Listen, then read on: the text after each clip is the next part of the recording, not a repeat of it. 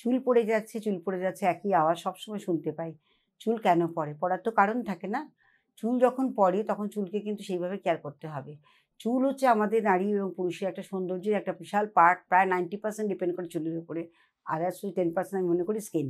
কারণ স্কিনকে চুল পড়ে গেলে তখন সেই সলিউশনটা করা কিন্তু খুব অসুবিধে হয়।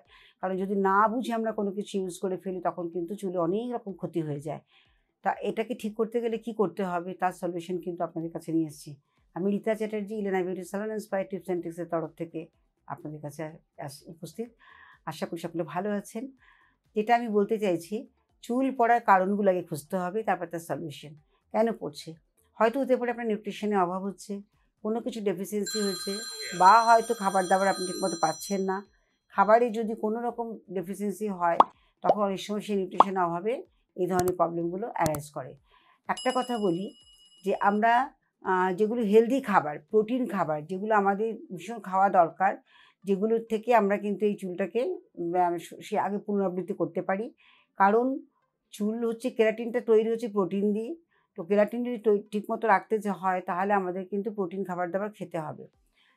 আয়রন, জিঙ্ক যেগুলো ডেফিসিয়েন্সির জন্য চুল পড়ে যায় সেইগুলোকে খুঁজতে হবে যে কেন পড়ছে। সবথেকে বড় কথা হচ্ছে যে যখন চুল পড়ে তখন আরও কিছু জানতে হবে যে হয়তো শ্যাম্পু করা বা স্কিনে যদি কোনো রকম মানে শ্যাম্পু থেকে যায় তাহলে অনেক সময় আমাদের স্ক্যাল্পে ইনফেকশান হয়, ড্যান্ড্রাফ এসে যায়, সেগুলো ভালো করে ওয়াশ করতে হবে। শ্যাম্পু করে ভালো করে যদি না ধোয়া হয়, সেটা যদি আমরা রেখে দিই তাহলে অটোমেটিক্যালি কিন্তু আমাদের চুল পড়তেই থাকবে। চুলে যেগুলো এখন ভেঙে ভেঙে পড়া একটা হয়, আর একটা হয় স্ক্যাল্প থেকে। স্ক্যাল্প থেকে যখন রুট শুদ্ধ বেরিয়ে আসে তখন আমাদের ইন্টারনাল সিস্টেমে কোনো প্রবলেম আছে, ডেফিসিয়েন্সির জন্য এটা হয়। আর যখন আমরা এক্সটার্নালভাবে যখন দেখা যাচ্ছে পড়ে যাচ্ছে, ভেঙে যাচ্ছে, তখন অনেক সময় আজকাল কেমিক্যাল প্রচুর পরিমাণে ইউজ করা হয়, কারণ আমরা কালার করি। আমাদের ফ্যাশন জগতে থাকতে গেলে অনেক কিছুই মেনটেন করতে হয়, নিজেদের পার্সোনালিটির জন্য অনেক কিছু করতে হয়। সেখানে কালার নিশ্চয়ই করা হবে, কিন্তু কালার করার পরে কীভাবে প্রোটেকশন দেওয়া হবে সেটাকে বুঝতে হবে। কালার যখন আমরা করব তখন সেই কালারটা করার পরে পোস্ট কেয়ারটা কিন্তু খুব মাস্ট করতেই হবে। কীভাবে করতে হবে? যেমন শ্যাম্পু, কন্ডিশনিং এবং আমরা যখন করি তারপরে আমরা সিরামটাকে লাগাচ্ছি। কালার যখন করব post care colour shampoo, colour condition এগুলো ইউজ করতে হবে। তো নাহলে কী হবে, ওখান থেকে আমাদের চুলটা ভেঙে ভেঙে পড়ে যাবে। এটা একটা ব্রেকেজ হয়ে পড়ে যাওয়া আর একটা রুট থেকে পড়ে যাওয়া, দুটোর কারণ আছে।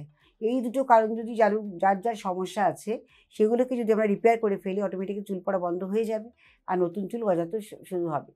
সেজন্য চুলকে খুব ভালো করে কোমিং করতে হবে, ভালো করে চুলে খুব ভালো করে অয়েল ম্যাসাজ করতে হবে যাতে ব্লাড সার্কুলেশন হয়।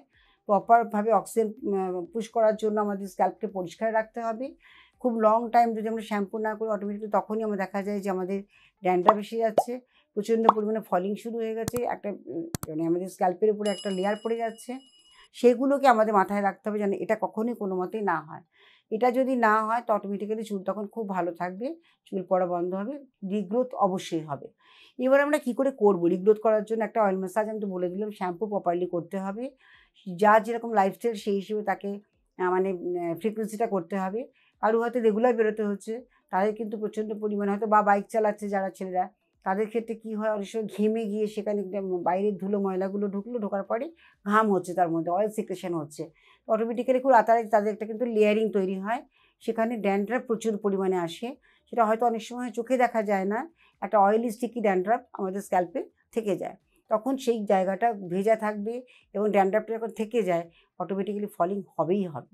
সেই জন্য বাইক চালানোর সময় আমাদের খেয়াল করতে হবে যে যখন আমরা এটা হেলমেটটাকে পরিষ্কার করব তখন কোনো অ্যান্টিসেপটিক লোশন দিয়ে খুব ভালো করে ক্লিন করে মাঝে মাঝে ব্যাকটেরিয়াটাকে ক্লিন করার জন্য রোদে দিতে হয়। রোদে দিলে পরে তখন কিন্তু সেটা হয় না। আর যদি পসিবল হয় একটা পাতলা সুতির কোনো লাগিয়ে আমরা কিন্তু এটাকে হেলমেটটাকে ইউজ করতে পারি। সেটা রেগুলার বেসিসে পরিষ্কার করে নিতে হবে। তো দুটো ওয়ে আছে, এগুলো করতে হবে, কিছু জিনিস মানতে হবে, নাহলে তো হবে না। যখন চুল পড়ে যাবে তখন কিন্তু আফসোস হবে। তার আগে যদি আমরা প্রিকশন নিই তো আফসোস হওয়ার জায়গা থাকবে না, তাই না? তা এটা কিন্তু আপনাদের মাথায় রাখতে হবে। খাওয়া দাওয়াটা বিশেষ করে আমি বলব যে ভীষণ ভালোভাবে কিন্তু ফুড হ্যাবিটটা করতে হবে। নিউট্রিশন অভাব হলে চুল পড়বে, কিছু করার নেই। আর যখন ধরুন একটা প্রেগনেন্সি মহিলাদের অনেক সময় দেখা যায় যে প্রেগনেন্সি মহিলাদের কী হয়, প্রেগনেন্সির পরে কিন্তু প্রচণ্ড পরিমাণে হেয়ার ফল হয়। প্রেগনেন্সির পিরিয়ডে হয়তো আমরা খুব কেয়ার করছি, বেবির দিকে তাকিয়ে আমরা খাওয়া দাওয়া করছি, ঘুমোচ্ছি, এনজয় করছি, সব কিছু করছি। যখন বেবি হয়ে গেল, মায়েদের একটা ব্যস্ততা বেড়ে গেল বেবিকে নিয়ে, তখন কি হয়, নিজের দিকে আর খেয়াল থাকে না। তাই বাচ্চাকে যখন আমরা ফিডিং করাবো, তখন নিজেদেরকেও তো খেতে হবে।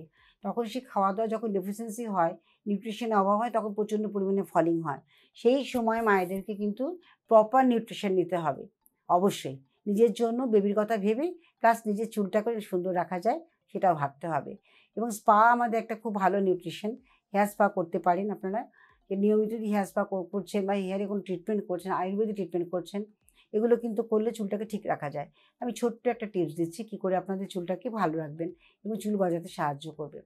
আপনারা ১ মুঠো দুব্বো ঘাস গোড়া শুদ্ধ টেনে তুলবেন, যেখানে মানে গোড়ার যে সাদা অংশটা যেটা মাটির নিচে থাকে সেটা যেন থাকে। খুব ভালো করে ওয়াশ করে নিলেন। এবার তার মধ্যে আপনি ১০টা জবা ফুলের পাতা, 10টা পেয়ারা পাতা, ১ মুঠো কারি পাতা আর তুলসী পাতা বা নিম পাতা যেটাই হোক না কেন, সেটাও হয়তো ১ মুঠোর মতো হবে। এটাকে খুব ভালো করে পেস্ট করে পুরো গোড়ায় গোড়ায় লাগাবেন। লাগিয়ে ঘণ্টাখানেক রেখে যে কোনো শ্যাম্পু দিয়ে শ্যাম্পু করে নেবেন। এটা করে দেখুন, সপ্তাহে ২ দিন থেকে ৩ দিন যদি করতে পারেন তো খুবই ভালো হয়। হেয়ার আপনাদের রিগ্রোথ হবে, হেয়ার ফলিংও বন্ধ হয়ে যাবে। একদম মানে ন্যাচারাল ওয়েতে, ন্যাচারাল জিনিস দিয়ে আপনি করতে পারেন। আরেকটা বলছি, সেটা হচ্ছে আপনি মেথিটাকে ডাস্ট করে নিলেন, আর তার সঙ্গে কালো জিরে সেটাকেও ডাস্ট করে নেবেন। আর কারি পাতা যদি শুকিয়ে নিতে পারেন তো ভালো, আর নাহলে কারি পাতা কাঁচা থাকলে ওটাকে ডাস্ট করে নেওয়ার পরে নারকেল তেলের সঙ্গে খুব ভালো করে ওটাকে ফোটাবেন। ফুটিয়ে নিয়ে সেই তেলটাকে ছেঁকে নেবেন। কারি পাতা ওর মধ্যে, তখন কারি পাতাটা ফোটানোর সময় দিয়ে দেবেন। তো ফুটিয়ে নিয়ে সেই তেলটাকে, আর জোয়ান দেবেন। এটা দিলে পরে অটোমেটিক্যালি আপনার চুলে কিন্তু একটা স্ক্যাল্পে একটা নারিশমেন্ট হবে এবং হেয়ার তাতে কিন্তু রিগ্রোথ হবেই। এটা সপ্তাহে ২ দিন করে বা ৩ দিন করে আপনারা ইউজ করুন বিফোর শ্যাম্পু। যারা রাতে তেল লাগিয়ে রাখতে অভ্যস্ত তারা রাতে লাগাবেন, যারা লাগিয়ে রাখতে অভ্যস্ত নন তারা ২ ঘন্টা কি ১ ঘন্টা আগে তেলটাকে লাগিয়ে শ্যাম্পু করে নেবেন। এইভাবে করুন। লেন্থে কিন্তু অবশ্যই তেল দেবেন, কিন্তু লেন্থ আমাদের ভীষণ ফ্রিজ হয়ে যায়, ড্রাই হয়ে যায়, ন্যাচারাল অয়েল থাকে না। সেখানে চুল প্রচণ্ড পরিমাণে একটা কালারলেস, একটা মানে লাইফলেস এরকম চুল হয়ে যায়। তো সেখানে যত্ন করতে হবে। তো সহজেই আপনারা কিন্তু সলিউশন খুঁজে পেলেন। কী করলে আমাদের চুল পড়া বন্ধ হবে, চুল গজাবে এবং খুব রাতারাতি গজাবে। আর নিজেদের লাইফস্টাইলটাকে একটু মেনটেন করতে হবে। স্ট্রেস থেকে বেরিয়ে আসতে হবে। সেটা আপনারা খুঁজে নেবেন যে কীভাবে আমরা বের করব। একেকজন একেকভাবে বের করে। কেউ হয়তো বই পড়ে ভালোবাসে, কেউ মুভি দেখতে ভালোবাসে, কেউ হয়তো মোবাইলে এনজয় করছে। যাই হোক, এরকমভাবে নিজেদের মতো করে যোগা প্রাণায়াম করেও এইভাবে আপনারা কিন্তু অবশ্যই নিজেকে স্ট্রেস থেকে বের করে আনতে পারেন। বই পড়ুন, তাতেও ভালো লাগে। যার যেরকম হবি সেরকমভাবে আপনারা মেনটেন করুন। দেখবেন বেরোতে হবেই, কারণ ডেফিনিটলি, কারণ লাইফস্টাইলে সকলেরই স্ট্রেস আছে। স্ট্রেস নেই এমন কোনো মানুষ নেই এ জগতে। তো স্ট্রেস থেকে বেরিয়ে আসতে গেলে আমাদের কিছু জিনিসে কিন্তু সাহারা নিতে হয়। তো এটা আপনারা কন্টিনিউ করুন। আর যদি এর মধ্যে যা আমি টিপসগুলো দিলাম সেগুলো বুঝতে নিশ্চয়ই অসুবিধা হবে না। যদি বুঝতে অসুবিধা হয় আপনার রিএগেইন ভিডিওটি ভালো করে দেখুন, স্কিপ করে যাবেন না। আর যা বললাম সেগুলো মেনটেন করলে দেখবেন অটোমেটিক্যালি আপনার চুল গজাতে বাধ্য। ভালো লাগে যখন ফিডব্যাক পাই। অনেকেই বলে, ম্যাম আপনার ভিডিওগুলো দেখছি, আপনার কথাগুলো শুনে মেনটেন করছি, ভীষণ উপকার পাচ্ছি। তো এই জায়গাটা কিন্তু আমি পেতে চাই।